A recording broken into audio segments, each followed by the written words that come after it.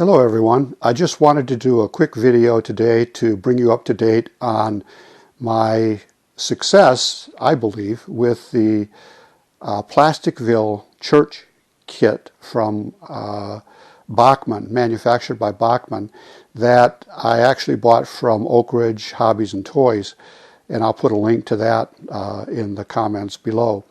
The church is not glued together yet. I'm waiting to glue it together until I get one more piece that I ordered from an online seller on eBay, and that is a stained glass plastic film that would go over the windows so that once it's illuminated from the inside, it'll have the appearance of stained glass.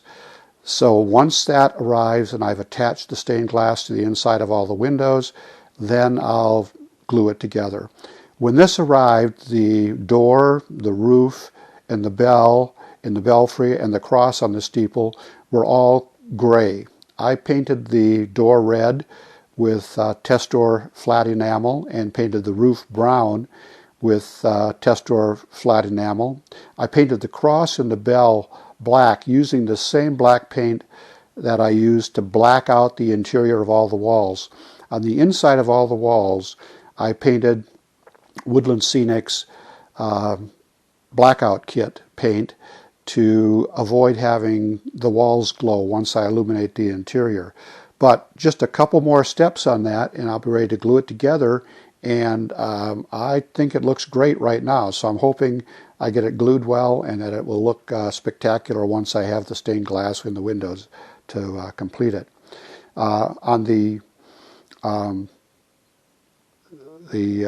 rest of the buildings here, you can see the three buildings in the background in the second row came from their Woodland Scenics built-in ready structures.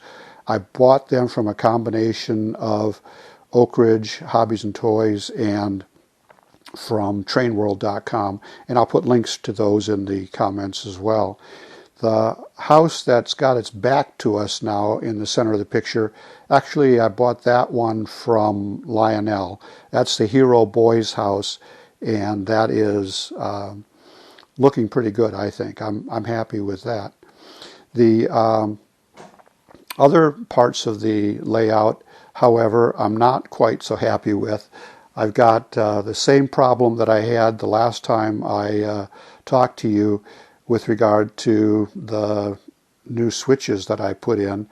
I sent a letter to Lionel today along with photos of all of the switches, described to them what the problem is, and described to them the steps that I have taken to try to solve that problem, none of which have obviously worked. So right now the layout is essentially inoperable. The only thing that works, ironically enough, is the switches. The switches do work.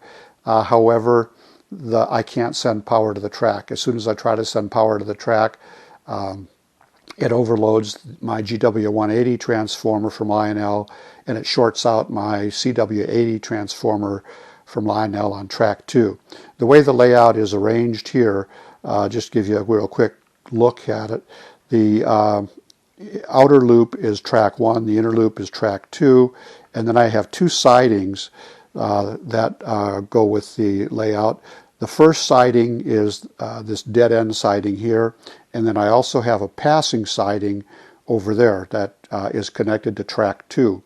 Both the passing siding and the dead end siding are connected to track 2 using Lionel 036 remote control switches. And again, the problem is that the switches work. I can connect the switches to my auxiliary power circuit and they work, but as soon as I try to send power to the track, there's some new circuitry in these new switches from Lionel that causes everything to draw excess power or short out. So I've got to get that resolved before I can actually have trains running on the layout. So that's where we are right now. I'm really pleased with the church building. I'm pleased with the other buildings I've got, the structures. I'm going to be laying a little bit more pavement while I'm waiting to get a resolution to my switches problem, and I'm going to be leveling out the structures. I've got a new approach to leveling the structures that I'll share with you As soon as my next order of supplies arrives and I have the material I'm going to use to level them. But I think it'll be an exciting option and a better way to go about this than what I've been trying to just pour additional pavement in low spots. So that's where we are today. I'm just really pleased with the Plasticville Cathedral from Woodland Scenics, or I'm sorry, not from Woodland Scenics, from Bachmann, that I bought from Oakridge Hobbies and Toys.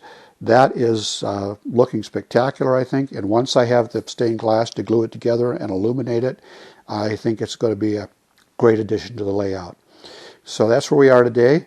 Thanks for watching. Please be sure to subscribe, like, share this video. There should be a link that pops up in the upper right corner of the screen that you can click on to subscribe.